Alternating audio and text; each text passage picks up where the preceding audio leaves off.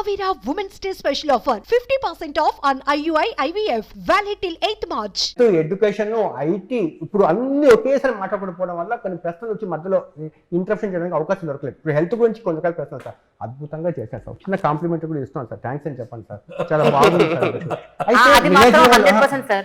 Especially family doctor విద్యా వైద్యంలో ఎవరు రాజకీయ మీ రాజకీయ ప్రత్యర్థి ఏముంటుంది సొసైటీకి సార్. ఇంకా సార్ నా ప్రశ్న పూర్తి కదా సార్. మీ రాజకీయ ప్రత్యర్థి చంద్రబాబు నాయుడు పక్కన కూర్చోబెట్టినా కూడా హెల్త్ విషయంలో ఏం చేయలేదు అంటే వాళ్ళకి ఖచ్చితంగా ఒప్పుకొని చేయాల్సిందే. పేదవాళ్ళకి ఏం చేయలేదంటే ఖచ్చితంగా ఒప్పుకొని చేయాల్సిందే. అదేవిధంగా వెల్ఫేర్ స్కీమ్స్ లో ఏం చేశారు జగన్మోహన్ రెడ్డి అని చెప్తే వాళ్ళు ఖచ్చితంగా ఒప్పుకొని చేయాల్సిందే. కానీ ఇక్కడ వచ్చి ప్రశ్న అంటే హెల్త్ సంబంధించింది. ఇప్పుడు మీరు విలేజ్ లెవెల్ క్లినిక్స్ పెడుతున్నారు, చాలా బ్యూటిఫుల్. ఇప్పుడు అక్కడ ఆమ్ ఆద్మీ పార్టీ వచ్చి మొహల్లా క్లినిక్స్ పెట్టారు, భారతదేశానికి ఆదర్శంగా నిలిచింది అక్కడ ఢిల్లీలో.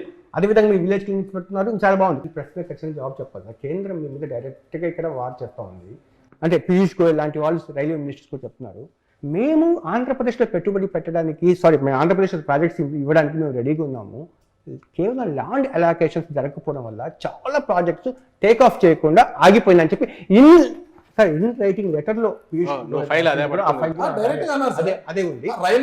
నా ప్రశ్న ఏంటంటే సార్ విశాఖపట్నం రైల్వే జోన్ అనేది దీనివల్ల ఏమి ఒదుగుతుందో నాకు తెలియదు. కానీ ఆంధ్రప్రదేశ్లో 2014లో ఇదే సార్ సెంటిమెంట్ మారింది. ఒకటి రైల్వే జోన్, ఒకటి రెండోది స్పెషల్ స్టాటస్ ఒకటి. దానివల్ల ఏం జరుగుతుందో పక్కన పెట్టాం. కానీ జనాలకు ఉన్నట్టు రైల్వే జోన్ రాలేదు, స్పెషల్ స్టాటస్ రాలేదని చెప్పి ఆ రైల్వే జోన్ సంబంధించి ఇస్తానికి ముందుకు వచ్చినా కూడా 50 ఎకరాలు మాకు ల్యాండ్ ఇవ్వడానికి ఆంధ్రప్రదేశ్ వాళ్ళు చాలా మీనమేషాలు లెక్కేశారు అనేది తప్పు కదా. తప్పు అనేది మేము ఆ తర్వాత మీకు డినైల్ ఇచ్చాము, ల్యాండ్ అలొకేట్ చేసి చాలా రోజులైంది. వాళ్ళు ఇచ్చింది టీడీపీ గవర్నమెంట్ ఇచ్చింది, లిటిగేషన్ ఏదంటే మార్చి వేరే ఇచ్చారు, జనవరిలోనే హ్యాండ్ ఓవర్ చేశారు, అదే అయిపోయింది. దానికంటే అలొకేషన్ ఓన్లీ డాక్యుమెంట్ ఉంది సార్. అవును, అలొకేషన్ చేసి వాళ్ళకి హ్యాండ్ ఓవర్ చేశారు. హ్యాండ్ ఓవర్ చేసింది పంపించడానికి వాళ్ళు ఈ లెటర్ ఒకటి ఆయన చేసేది ఫస్ట్ బండ వేస్తే అక్కడ ఎట్లా చేశారనే వాళ్ళు అక్కడ పైనుంచి అది వాళ్ళని అడగండి. మీరు బీజేపీ స్టేట్ లీడర్స్ ఉంటారు కదా, అడగండి. వాళ్ళు ఏజెంట్లు ఉన్నారు కదా, చంద్రబాబు ఏజెంట్లు, వాళ్ళు తయారు చేసి ఇచ్చేవాళ్ళు, వాళ్ళు చెప్తారు. Okay sir. Election related questions. ఇప్పుడు ఎవరికి టికెట్లు ఇవ్వాలి, ఎవరిని ఇన్ఛార్జ్ చేయాలి, ఎవరిని ఎక్కడ పెట్టాలి, ఎవరిని ఎక్కడి నుంచి కదిలించాలి, ఎవరిని ట్రాన్స్ఫర్ చేయాలి, ఈ డెసిషన్స్ మీరున్నారా సార్? మీరు తీసుకుంటున్నారా? చాలా మంది ఉన్నారు. క్యాండిడేట్ల వ్యక్తుల ప్రయోజనాలే ఎక్కువ ఉన్నాయి, పార్టీ ప్రయోజనాల కన్నా వ్యక్తుల ప్రయోజనాల కోసం ఎక్కువగా ఎంపికలు జరుగుతున్నాయి.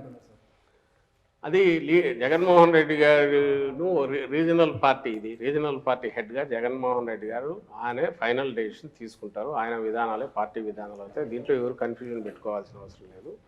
ఇందులో ఎగ్జిక్యూషన్లో ఎక్కడైనా లోపాలుంటే మా పొరపాట్లు ఉంటాయి. First thing. సెకండ్ వచ్చి అట్లా అని ఆయన ఏది యూనిలేటరల్ డెసిషన్ తీసుకోవట్లేదు. అట్లా అందరితో డిస్కస్ చేస్తున్నారు. చేసే వాటిలో నేను ఉంటాను, మిగిలిన సీనియర్ నాయకులు ఉన్నారు, వాళ్ళు ఉంటారు, రీజనల్ కోఆర్డినేటర్లు వాళ్ళు ఉంటారు, వాళ్ళందరూ ఉంటారు. ఇక్కడ నేను అవైలబుల్ ఉంటాను కాబట్టి నేను ఉంటాను కాబట్టి మాతో ఎక్కువ మాట్లాడతారు. డెసిషన్ టేకింగ్ లో అందరూ వస్తారు. వచ్చేసి కాకుండా ఎట్లా జరుగుతుందమ్మా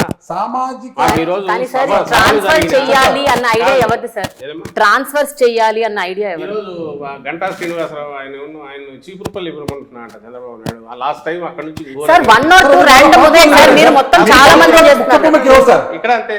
ఇక్కడ చెల్లని రూపాయలు అక్కడ చెల్లిస్తాము అని తీసుకున్న నిర్ణయం ఎవరిదంటారు సార్? కాదు, ఇప్పుడు ఇక్కడ చెల్లని అక్కడ చెల్లిస్తామని ఎట్లా చేశారని క్వశ్చన్ చేసింది ఎవరి దగ్గర నుంచి ఫస్ట్ వచ్చింది? మీరు ఎవరి దగ్గర నుంచి విని అడుగుతున్నారనేది మీకు తెలుసు, నాకు తెలుసు.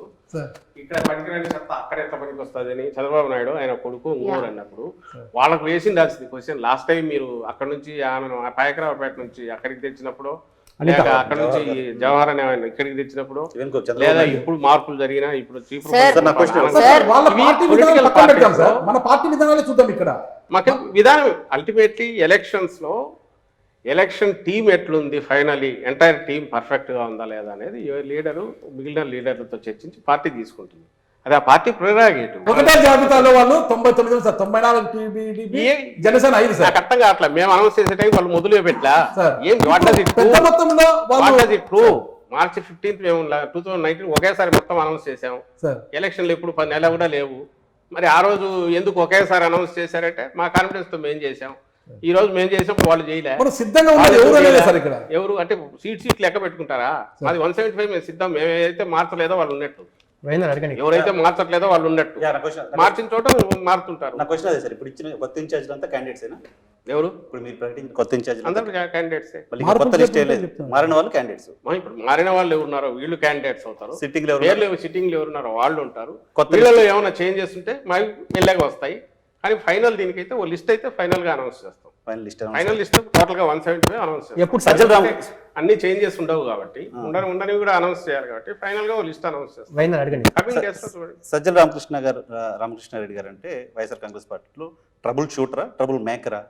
గవర్నమెంట్ లో అడ్వైజర్ అనేది నాకు సంబంధించిన కొంచెం ఫ్లెక్సిబిలిటీ కోసము విధానాల పరంగా ఎక్కడైనా చర్చలు జరిగినప్పుడు పార్టిసిపేట్ చేయడానికో గవర్నమెంట్ లెవెల్లో ఇది కావడానికి పనికొస్తుంది తప్ప దీనివల్ల కిరీటం ఏం కాదు. పార్టీ ప్రధాన కార్యదర్శి కానీ అక్కడ జగన్మోహన్ రెడ్డి గారికి ఉన్న పేరు ఏంటంటే ఇప్పటి వరకు ఆయన నమ్ముకున్న వాళ్ళని వదులుకోడు, అట్లా స్టిక్ ఆన్ చేసి పట్టుకొని ఉంటారు అని.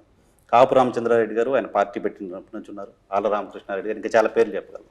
అటువంటి వాళ్ళు పార్టీని వదిలేసిపోతున్నారు అంటే ఎక్కడో కోఆర్డినేషన్, కమ్యూనికేషన్ మిస్ అవుతుంది ఆ పార్టీలో. అటువంటి వాళ్ళు కూడా పార్టీని వదిలేసిపోతున్నారు అంటే మీలాంటి వాళ్ళు పక్కన ఉన్న వాళ్ళు కమ్యూనికేట్ చేయడంలో, కోఆర్డినేట్ చేయడంలో ఫెయిల్ అవుతున్నారా? జగన్మోహన్ రెడ్డి గారు ఎవరిని వదులుకోవట్లా. వాళ్ళకున్న ఆవేదన, వాళ్ళకు వచ్చిన ఆవేశం వల్ల వాళ్ళకు వచ్చిన అధికార పార్టీ వదిలేసి జగన్మోహన్ రెడ్డి గారి దగ్గరికి వచ్చిన వాళ్ళు అవును వాళ్ళు కూడా అధికారంలో ఉన్నప్పుడు పోతున్నారు అంటే ఎక్కడో మీరు వాళ్ళు కూడా రిజెక్ట్ చేయట్లే కదా. మీరు అడిగిన క్వశ్చన్లోనే ఏ బేసిస్ మీద మనం సెలెక్ట్ చేస్తున్నాం అన్నప్పుడు అవకాశాలు పార్టీ అల్టిమేట్ గెలవాలా, గెలిచి అధికారంలోకి మళ్ళీ రావాలా, కంఫర్టబుల్గా రావాలా, బ్రహ్మాండమైన మెజారిటీతో రావాలా. ఏ పార్టీ అయినా కోరుకుంటుంది. అధికారంలోకి రావాలని కోరుకోవడం తప్పు కాదు కదా. మార్చడం కాదు, బట్ నేనేమంటున్నా లాయల్ గా ఉన్న వాళ్ళని కన్విన్స్ చేసి టిక్ ఆన్ చేసి పెట్టుకోలేకపోతున్నారు. పార్టీలో ఉండొచ్చు కదా, పార్టీలో ఉండొచ్చు, కన్విన్స్ చేస్తున్నాం. దానికి కొనసాగింపు సార్. అది వ్యక్తిగతం. ఇప్పుడు అది చాలా మంది కన్విన్స్ చేశారు. మీరు ఓవరాల్ పర్సెంటేజ్ చూస్తే మా రిటెన్షన్ దీన్ని చూస్తే 80%, 90% ఉంది. 10% ఎక్కడో ఇది కావచ్చు. వాళ్ళు కూడా ఎవరు మీరు గతంలో కూడా మీరు గమనిస్తే 23 మంది పార్టీ లాక్కున్నా, అంత అడ్డంగా వాళ్ళు కొని అడ్డగోలుగా డబ్బులు పే చేసి చంద్రబాబు నాయుడు లాక్కున్నా, నాకు తెలిసి చాలా తక్కువ మంది మాత్రమే విపరీతంగా బండలు వేశారు ఈయన మీద, జగన్మోహన్ రెడ్డి గారి మీద. మిగిలిన పెద్ద మాట్లాడాల. ఇప్పుడు అంతే. ఇప్పుడు ఎవరు నెగిటివ్ పెద్ద మాట్లాడాల. బయటకు పోయిన వాళ్ళు కూడా ఉన్న వాళ్ళను ఉంచుకోగలిగాం మెజారిటీ 80%. దేనివల్ల అంటే నాయకుడి మీద నమ్మకం. ఇక్కడ వచ్చిన డౌట్ అండి, దీంట్లో అభ్యర్థుల పరంగా అంటే సాధారణంగా ఎవరైనా సరే ప్రతిపక్షంలో ఉన్నప్పుడు ప్రయోగాలు చేస్తారు. మీరు అధికారంలోకి వచ్చిన తర్వాత ఇప్పుడు ప్రయోగాలు చేస్తున్నారు. బీసీలకి ఓసీ సీట్లు ఇవ్వటము. ఇప్పుడు ఏదైతే జగన్మోహన్ రెడ్డి గారు చేస్తున్నారో, మీరు అధికారంలోకి వచ్చిన డే 1 నుంచి లేదా అంతకుముందు నుంచి అనౌన్స్ చేసిన దగ్గర నుంచి కంటిన్యూటీ ఉంది. ఏది ఐసోలేటెడ్గా రాలా.